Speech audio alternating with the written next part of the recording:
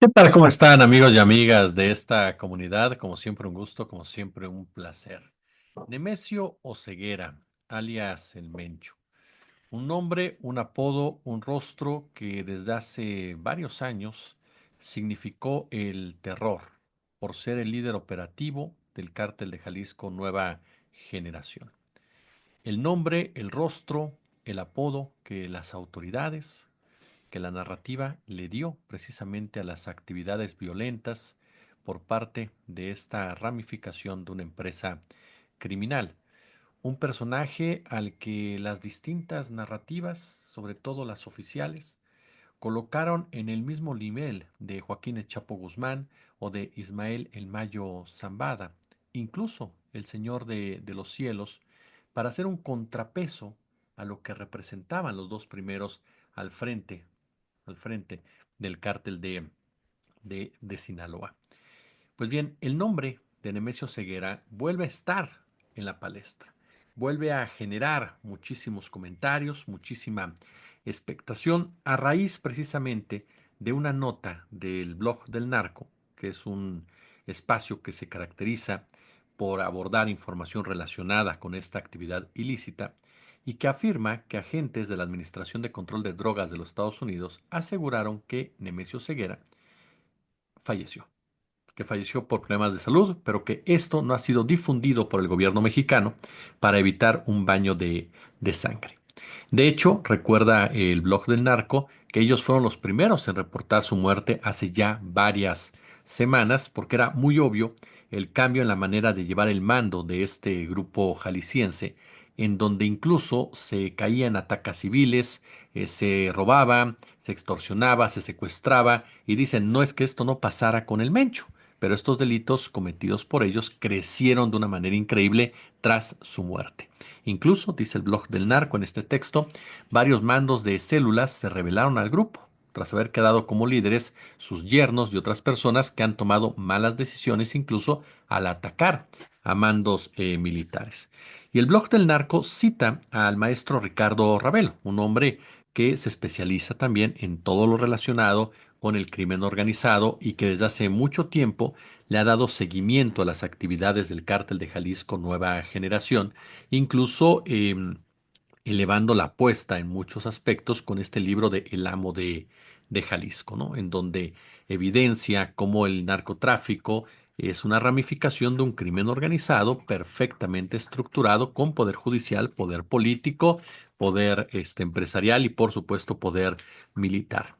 Yo recuerdo que fue en mayo del año pasado, cuando en el espacio que tiene Ricardo Ravelo junto con Guadalupe Correa y también el maestro Víctor Ronquillo, con Julio Astillero, Ravelo, el maestro Ravelo dio a conocer esa información.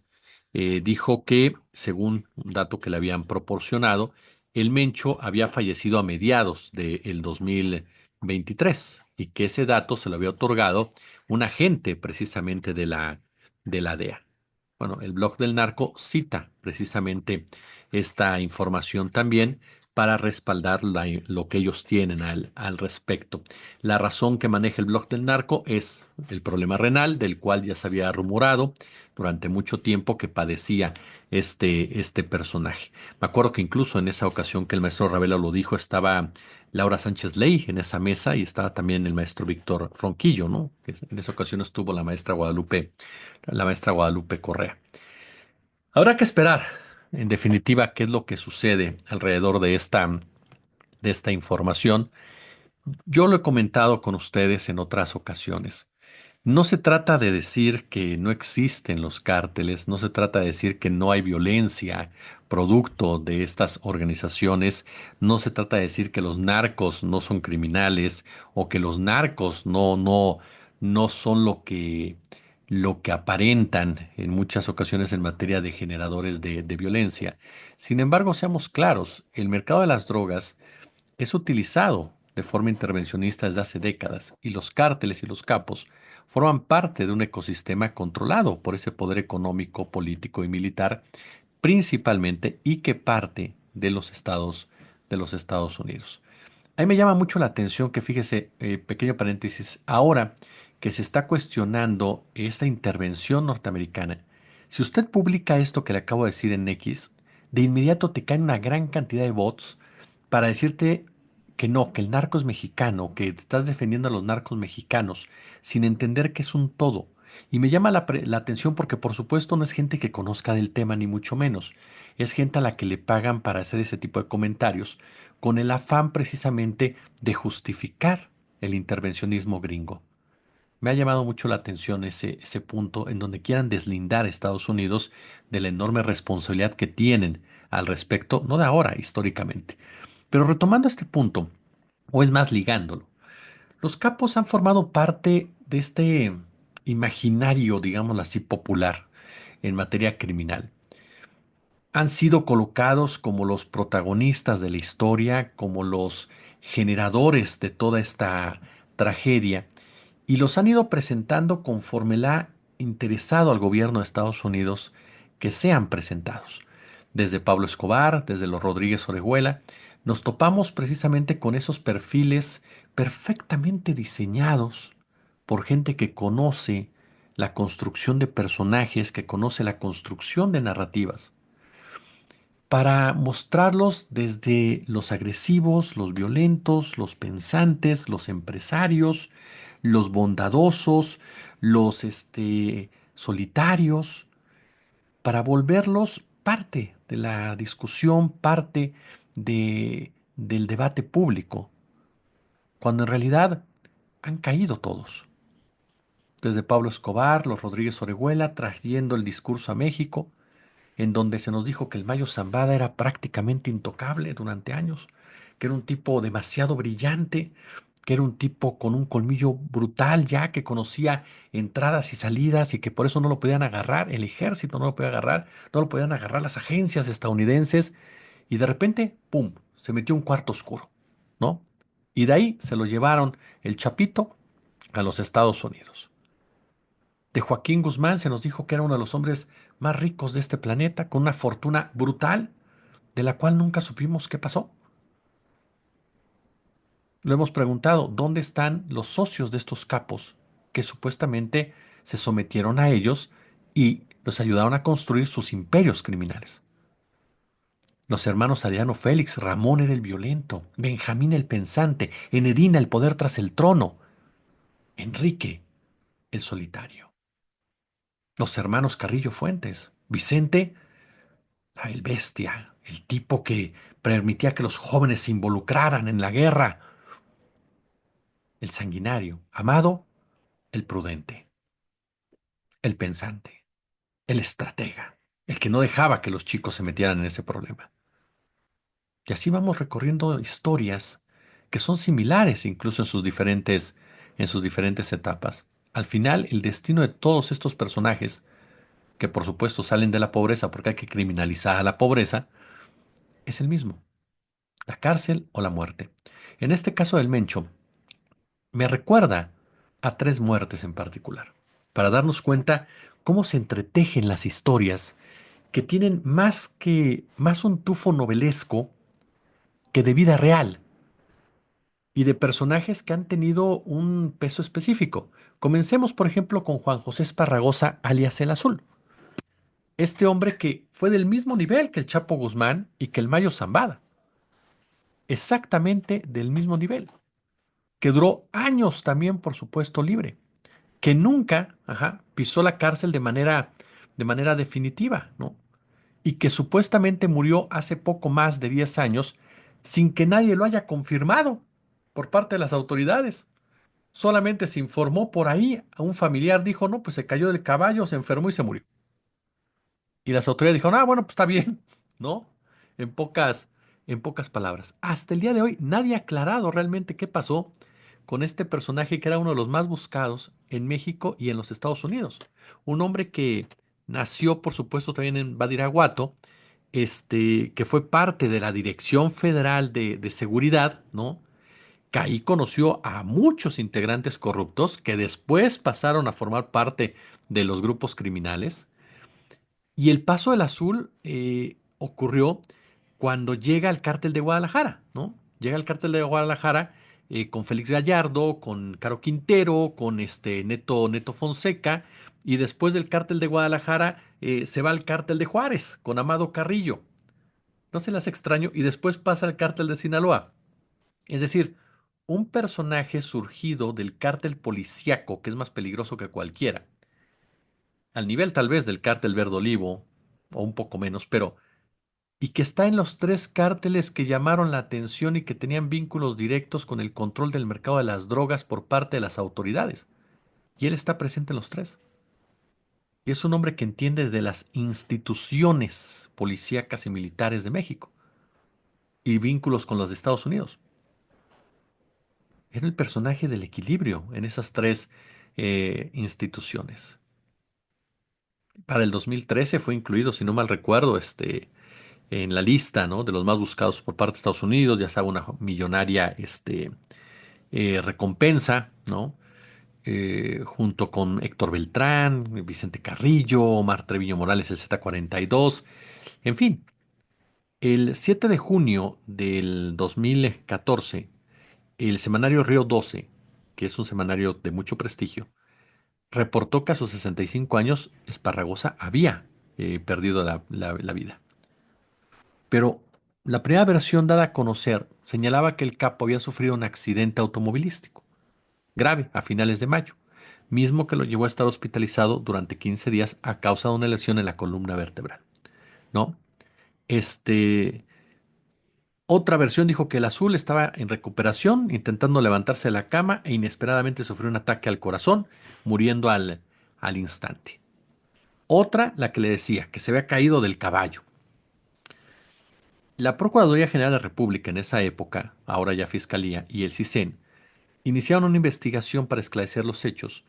Y fue el 9 de junio del 2014 cuando Jesús Murillo Caram, ¿no?, tristemente célebre político y funcionario, informó que tras varios días de indagación, pues no habían logrado encontrar evidencias que confirmaran la muerte del azul.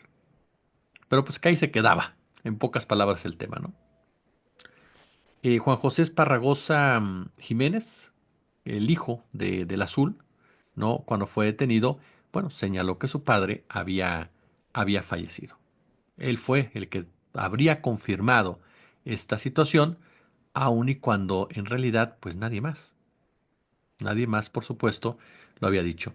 Lo que llamó la atención es que la muerte del azul siguió a la segunda captura de Guzmán Loera, ¿no? En ese momento ya Ismael Zambada se había quedado como el único capo de historia, digámoslo así, en el cártel de Sinaloa. Pero ¿qué me dice usted de Nazario Moreno?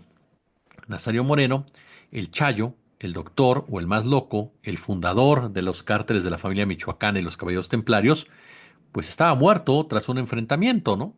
Al menos eso dijo el gobierno de Felipe Calderón Hinojosa en diciembre de el 2010, luego de que el narco supuestamente se enfrentara con las autoridades. Pero no era verdad. Resulta que en el 2014 se confirmó que el narco seguía con vida y que incluso había encabezado el crecimiento de su organización hasta convertirla en una de las más grandes y peligrosas de México. Monte Alejandro Rubido, lo recuerda, quien era secretario ejecutivo del Sistema Nacional de Seguridad Pública con Enrique Peña Nieto, dio a conocer la segunda muerte del más loco, del Chayo. Él fue el que dijo que el doctor murió tras un enfrentamiento con marinos, que ahora sí se murió, y con soldados en Tumbiscatío, un municipio rural a unos cientos de kilómetros de donde se dijo en un principio que había muerto. Fue Alejandro Poiré, este hombre que pues, no tenía credibilidad alguna, no porque Monte Alejandro lo tuviera, ¿verdad? Pero quien dio a conocer esa noticia de la muerte del Chayo, lo cual nos dimos cuenta que no sucedió. Hay un libro de Ricardo Rafael que se llama Hijos de la Guerra o Hijo de la Guerra. Échale un ojo, porque Ricardo entrevista a uno de los líderes históricos de los Zetas que estaba en prisión y que también oficialmente ya lo habían matado. Y que por eso habló con Ricardo. ¿Por qué? Porque le dijo, pues yo puedo decir lo que quiera, porque yo estoy muerto oficialmente. Las autoridades me mataron, ¿no? Y el tipo seguía en una prisión. Y no pasó nada. Todas estas muertes o supuestas muertes y el negocio sigue igual. Y por supuesto, la joya de la corona, ¿no? La joya de la corona que es nada más ni nada menos el Señor de los Cielos. Amado Carrillo, que bueno, ya esta serie de televisión tiene, ¿no? Ya lo colocaron como una leyenda urbana, por decirlo de alguna una manera, y fue un hombre que en la década de los 90, vaya que tuvo situaciones complicadas, que estuvo a punto de morir, ¿no? Por su amor a los mariscos. En el 93, los hermanos Arellano Félix, que eran los jefes del cártel Tijuana, lo atacaron mientras cenaba en su restaurante favorito en la Ciudad de México, que era el Valley High, si no mal recuerdo, ¿no? El Señor de los Cielos no murió ese día, murió 4 años después, durante una cirugía, según se afirmó por varios años, y se ha dicho por varios años. Amado Carrillo, si usted ve la serie de Narcos, en esa novelota que se aventaron, pues fue el sucesor natural de Miguel Ángel Félix. Si usted revisa la historia oficial, cuando cae precisamente Miguel Ángel Félix, se busca a otro liderazgo que pueda ocupar ese planteamiento mediático. Y es precisamente Amado Carrillo. ¿Por qué? Porque era la persona adecuada para los intereses de los Estados Unidos principalmente. Y los de mexicanos también. Y comienzan a crearle toda la leyenda de que pasaba droga y droga por aviones. Claro que utilizaba aviones, pues eran permitidos por la CIA, porque estuvo involucrado Amado Carrillo en el movimiento de armas y de drogas en relación y contexto de los contras nicaragüenses. Y después siguió haciéndolo con el permiso de las autoridades norteamericanas y mexicanas. Y no porque las corrompiera, sino porque era operador de los llamados jefes de jefes. Amado Carrillo fue protegido del gobierno de Ernesto Zedillo, del general Cervantes Aguirre. Amado Carrillo, que por cierto, ¿no?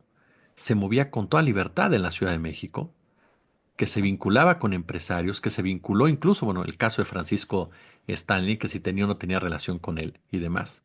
No, hay un otro libro, les recomiendo también de Ravelo, que es Los Capos, las narcorrutas de México, en donde habla precisamente de la forma, de la manera en cómo se movía, ¿no? El Señor de los Cielos.